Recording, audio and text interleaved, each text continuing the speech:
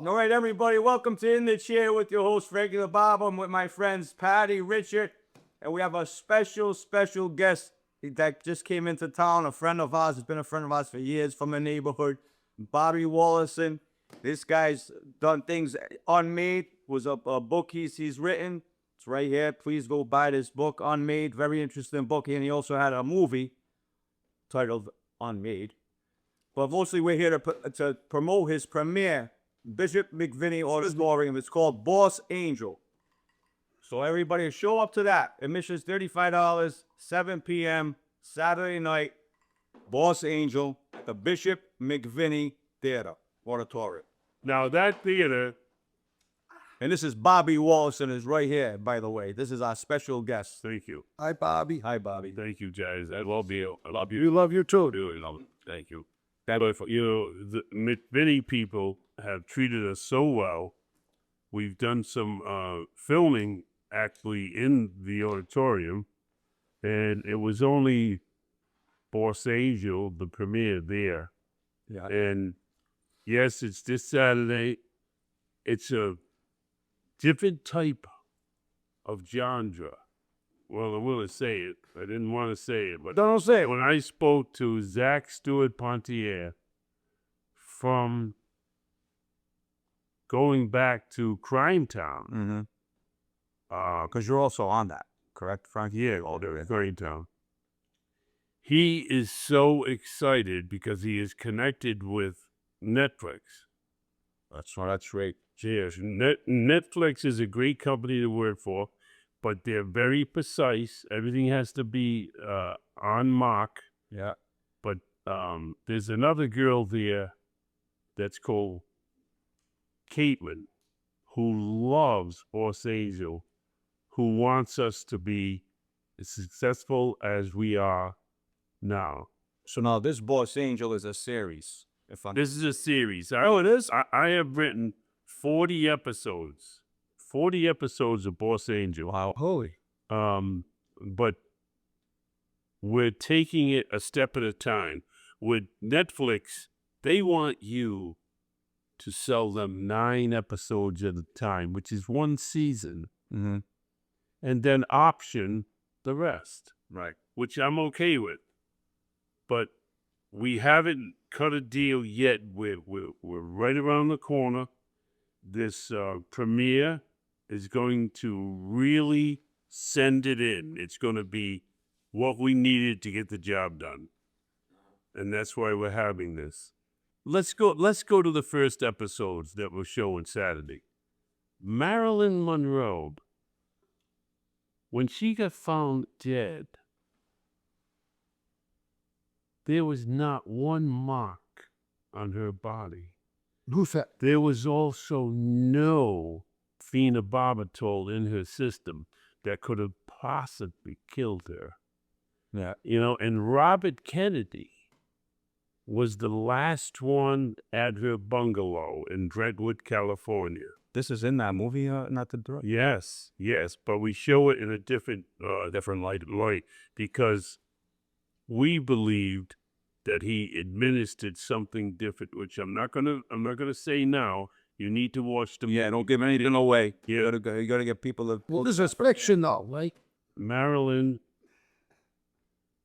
is one of the saves on the list of the Boss Angel. When the Boss Angel got killed, and he killed 2 people in the Biltmore, and he got killed, he went into a mode where he had to stand in front of the Archangel. I don't want to tell you what happened there because it's a very serious part of the show as a scene, but that's what created all the episodes. Right. Doesn't matter, like if you got Martin Luther King, if you got Teddy Pendergrass, if you got Humphrey Bogart, if you got Marlon Brando. The list goes on and on and on. Whitney Houston, Prince. Right. In other words, that scene became the mother of the rest of them. It was a birth.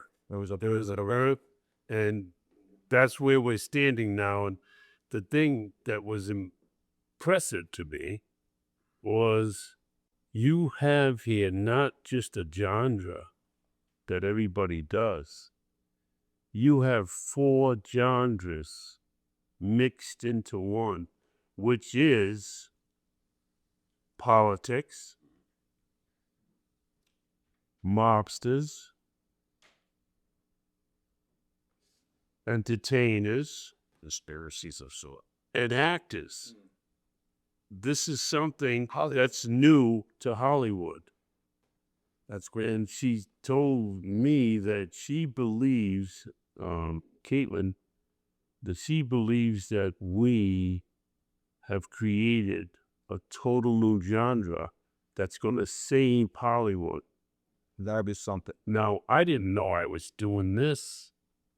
I was just putting stuff together. I was taking different people, putting it together, and using the Boss Angel as the main source. And how it got put together, we need a little backstory on it. You on why you have the credentials to put something like this here together.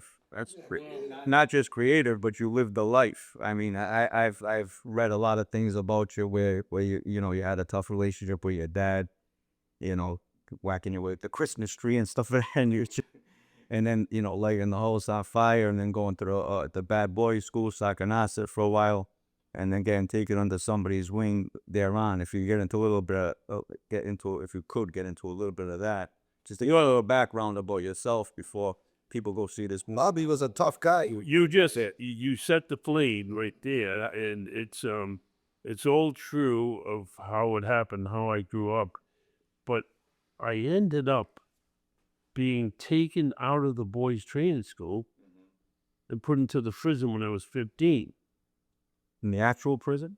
The ACI, in segregation. I was with the Dirty Dozen. I was all guys, Louis Camlin, Ronnie Gautier.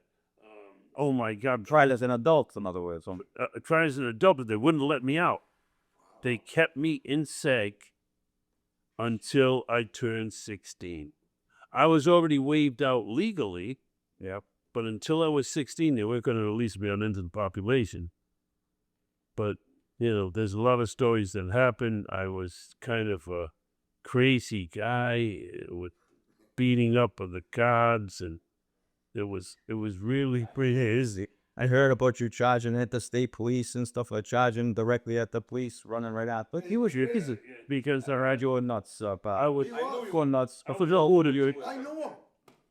I was a lunatic back then. I really was. You were. And I gained a reputation through that. And respect. And respect, because, those guys respect violence.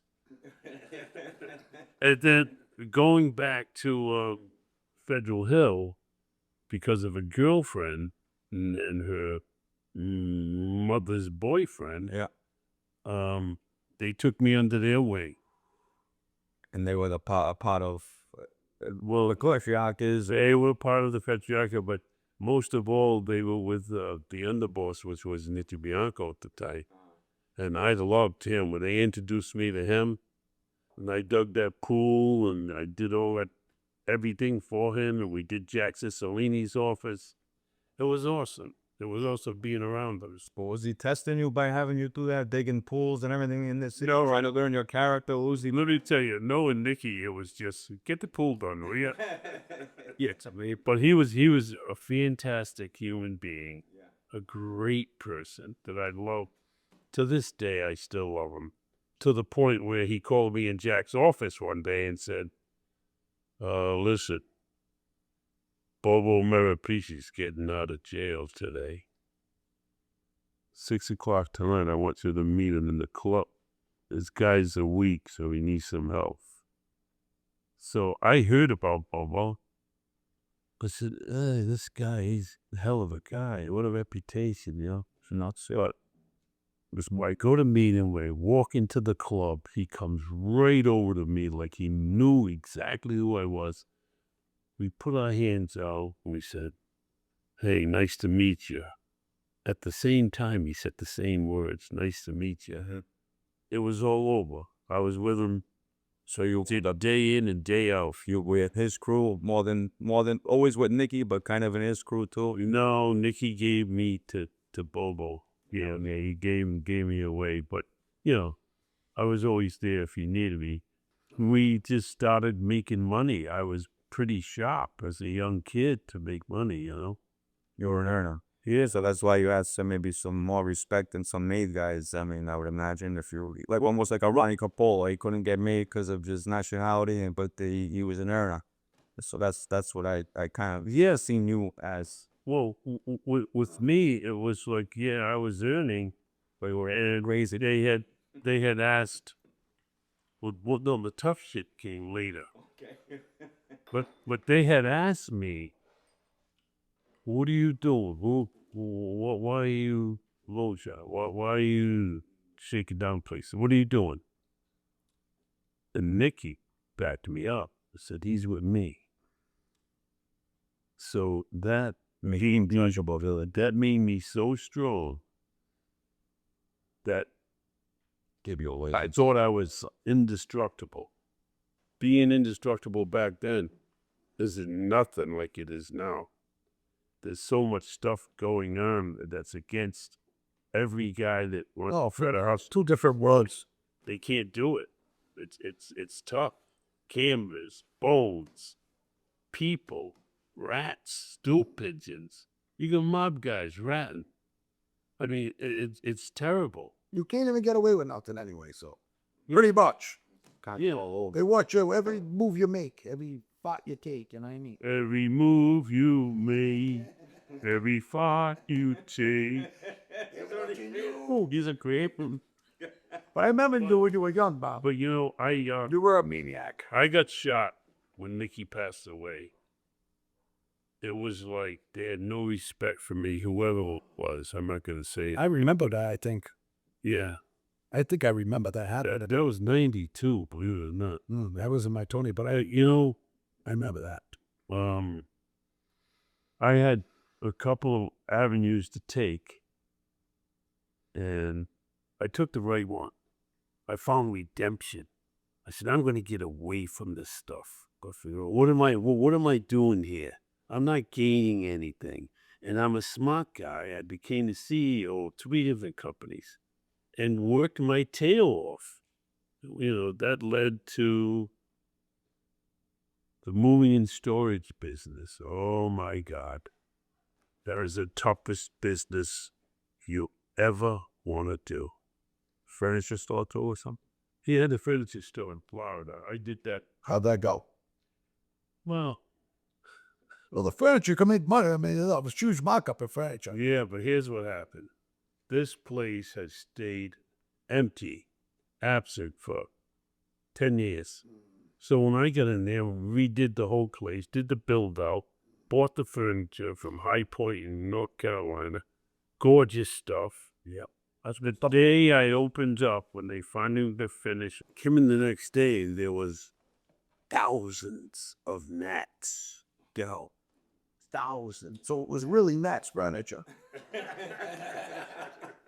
Remember him? Yeah, I remember. Jerry. Yeah, Jerry. He was half furniture salesman, half gangster. But what happened, there was a problem with the gnats. They couldn't get rid of them. So they bailed out of Boca Raton with that. That was up there. But still, the moving and storage business was very profitable. I just got a little bit too old to be there because I have to be there. So you're my friend and I'm moving you. I want to be there, right? I want to make sure everything goes good. It's the only way you can do it. I feel you. Anything you're saying, Yeah. I feel you. I mean, The people, that moving business. they're all sensitive and, oh my God, they're touching my stuff. And so, yeah, I got out of that recently. And that's when I entered the world of film. Why don't I write a story about myself? Right. And when I went on Crime Town, I was a pretty good hit. I brought Crime Town. Right after we were done with Crime Town, they called us back and they said, Bob, do you want to go online? And do you want to go in theaters? And do live shows or open up a whole new life for us. And we did all that. And after we did that, that's when I put the book together on the. And when you were involved with them guys, what was the main thing that you were doing? Was it like a Shylocking thing where you were booked in? Were you just a strong arm? Were you enforcer for them? Like, what was your main role you played with them guys? I did more. Of things you want to say? Plead the fifth. And I played more of a henchman. Yeah. And, if people owed money, they had to pay. Yeah. So I would help out with that. Collect the stuff for that. And I had a good reputation by them where I would go to somebody and say, listen, you owe 5,000, you need to have that money. Yeah, I heard your voice was very intimidating. It kind of did it. And it says, okay, can you come ahead later and I'll have it for You you. could see that. So that was pretty cool. Because you know what? It wasn't their money anyway. No. They were supposed to pay that. So you mean to tell me I should pay the guys I owe? If you owe some money, I would just advise you to pay because that's the right thing to do. Everything is about the right thing to do. Yeah, it's always gonna try to do the right, keep on the right, honorable. That's what it's all about. You know who taught me that? Other than you better be on time. I want your hair turned and not a little hand on the 10 and the big hand of a 12. Yeah, I was going to say that to you when you came here. The little hand's going to be on the 7 and the big hand said It's gonna be right. But no matter who it is, who they are, you need to do the right thing. You need to be respectful, and you need to show that you'll always be there. There's a lot of guys that bail out and they just go away and they want to get away. They don't want to pay. If you owe the money, you're gonna pay the money. you want to keep your name. Yeah. Dan Barry from the New York Times. He asked me a question, and I answered him like this. I said, the question was about past wise guys and lifestyle. I said, well, back then, being a wise guy was the coolest fucking thing on the planet, man. It was so cool. Even the movie stars wanted to be with them. Oh my God. And some of them think they are. That became my saying. Yeah, And I'd say that as he is, we all wanted to be them ourselves. I mean, growing up in the neighborhood. Come on, it was cool. It was so cool. Of course it was. What was your favorite, ever? Like in your 20s, early 20s? Oh, What were you doing the most? far as Explosion and money and action and I gotta say the 80s. 80s? The 80s was unbelievable. I'm not a bad guy, but back in the 80s, I knocked out and broke the jaws of many, many men. You remember the Indian went through the glass window? That was him. Corniche. yeah, Police. yeah. I remember that. It was only a shot. So the years that was under Nikki's time.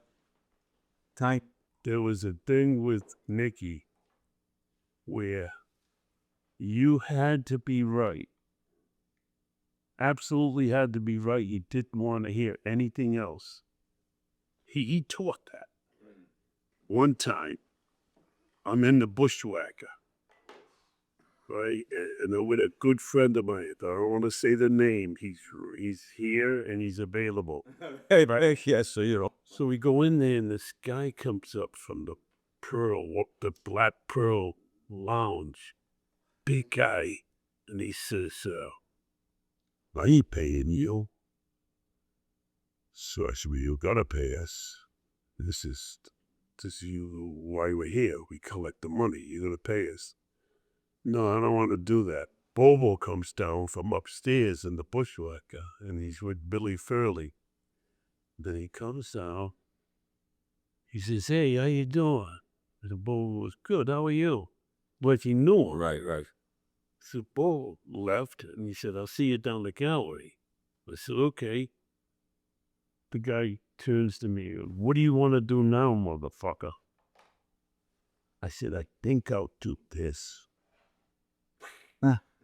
I beat this guy. I grabbed him when he was done getting beaten, ripped up his belt. His ass was here. His head was not one of the pile drivers. Yeah. I pile dragged him. Guess who he was? Nikki Bianco's sister's son. Husband or something. Sister's husband, niece's husband or something? Something like that. It was so bad that I was in trouble.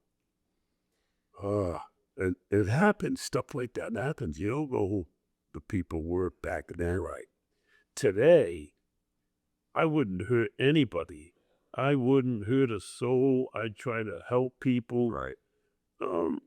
That was 40 years ago. There was no ramifications, though, because you were right in that situation, correct? Well, that's what happened. The sit down was supposed to happen, and it didn't. Bo said, Bobby was right. The kid just kept on going, wouldn't shut up. So Bobby's, I think he did the right thing. It's all right, Bob. Don't dwell on it. Yeah. It's all right. I don't know. It's just that I hate that kind of. I know.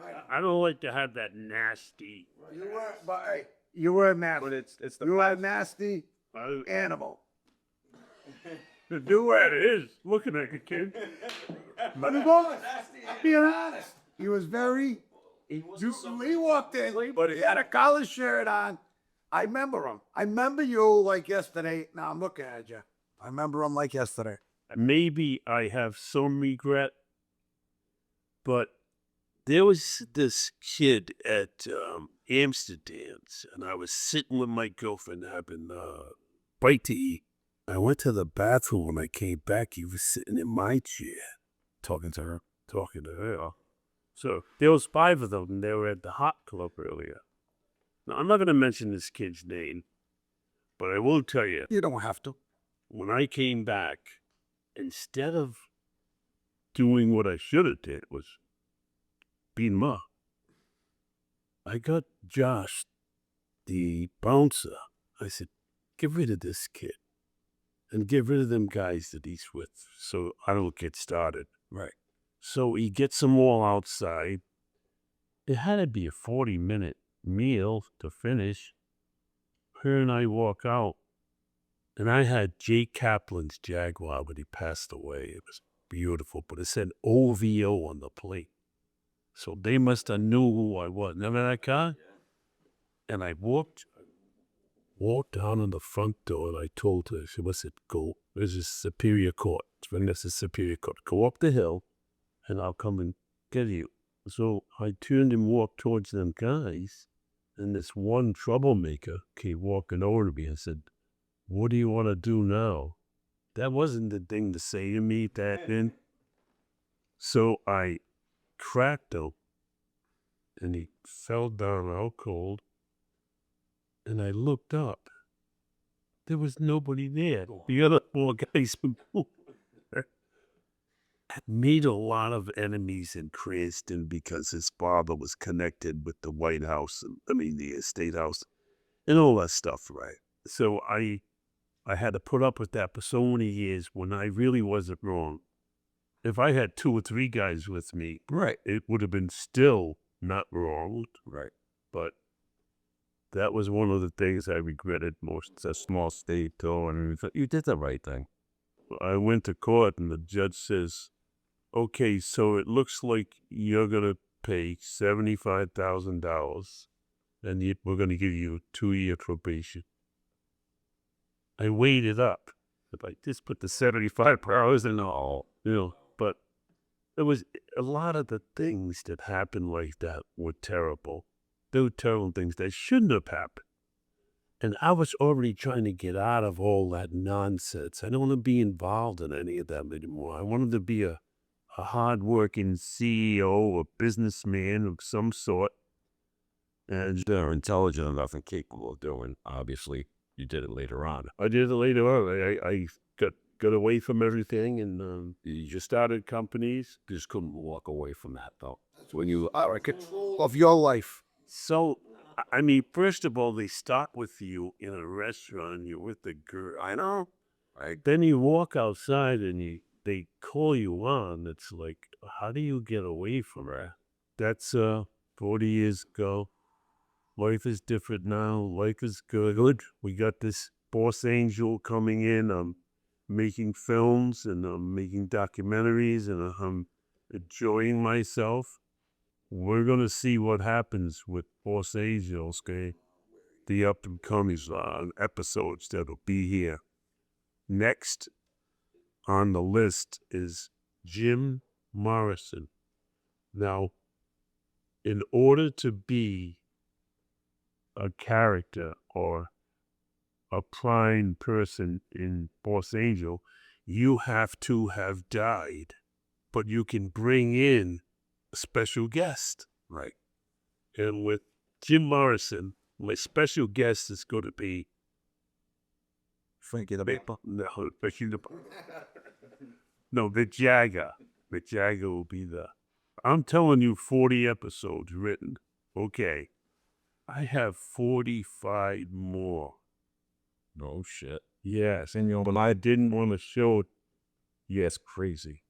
And I'll give you a hint. Sports.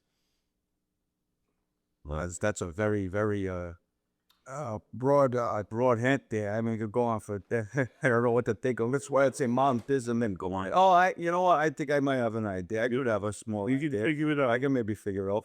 What was your out of all your interviews and all your things you've done as far as podcast interviews or anything like that? What was one of your favorite moments? Crime Town. Yeah. With Dan Barry from the New York Times. He was phenomenal. Yeah. We worked together. We rubbed each other back and forth.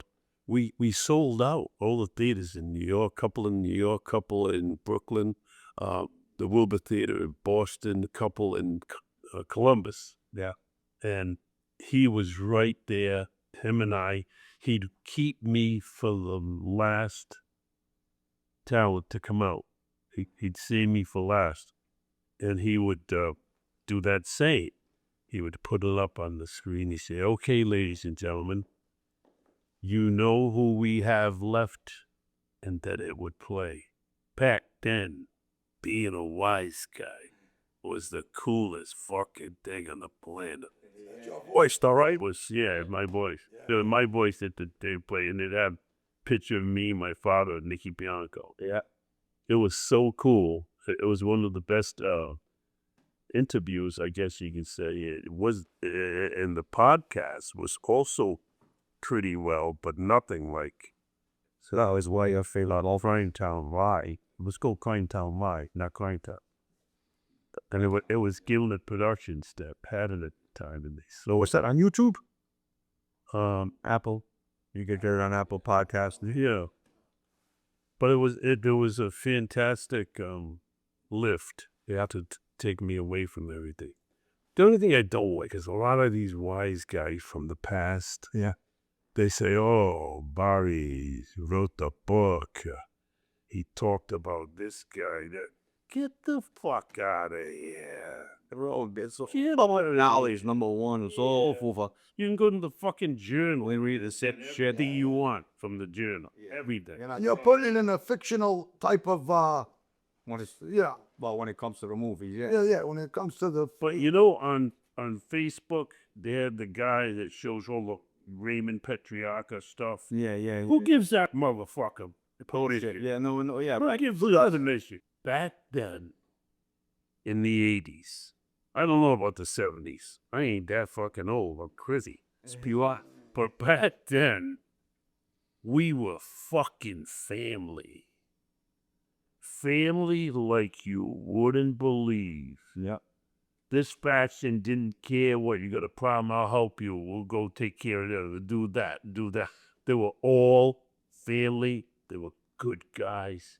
They were solid guys. They didn't fucking rat. Right. I'll never rat. They can say whatever they want about me. Today, if it's What they won't say is I'm a rat. yeah. Never. If there's anything today, it's cutthroat punks, pretty much. That's all it is. They don't know what the fuck they're doing. There's nothing left. Look, That's what really has dissolved that era. That genre is gone because of that. I told you the helicopter's been flying around here, bro. Oh, they know I'm here. I thought you That is a freaking helicopter, right? I told you twice they're flying around here. I know bullshit. You weren't serious before, were you? Look, Sounds like they're fucking landing, bro. Yeah, all right. Here they come. Let them come. Oh, look. Tony, you're awesome. That was a military helicopter, too. Yes, this ass shut. Anyway, I want to remind. I want to thank Bobby. I want to just thank you so much for coming today. It was a pleasure to see you again and to talk to you again and to hear the stories again. And please, everybody, buy the book, read the book on me. This has been around for a little while, but even better than that, See the movie on Amazon. see the movie. And Boss Angel, even better than that, Boss Angel though, Saturday night is premiering, 7 o'clock. Boss Angel at the Bishop McVinney. And now that is Marilyn and the Kennedys. That's the episode. that's the first episode. This is a series. I love the fact that I did her first because you're going to see just what happened to Marilyn Monroe. Wow. That's something that you don't want to see. And I just want to thank him again because believe it or not, everybody, this is a special episode. We weren't supposed to be airing this episode this week, but we have to air it this week to help promote that movie, Boss Angel. To promote it. Well, that's exactly why we're doing it, to help Bobby and promote the movie, and because we love him, he's a gentleman, and I'm grateful he came on the show early for us. I want to thank everybody. I want to thank everybody for liking, subscribe, share, And subscribe. You got to subscribe and subscribe to the channel. But Boss Angel, 7 p.m. Saturday night. Don't miss it. Be there. Thank you again. That's going to be the name of the So it was a pleasure. You're a gentleman. Love it. Love you. Love you, baby.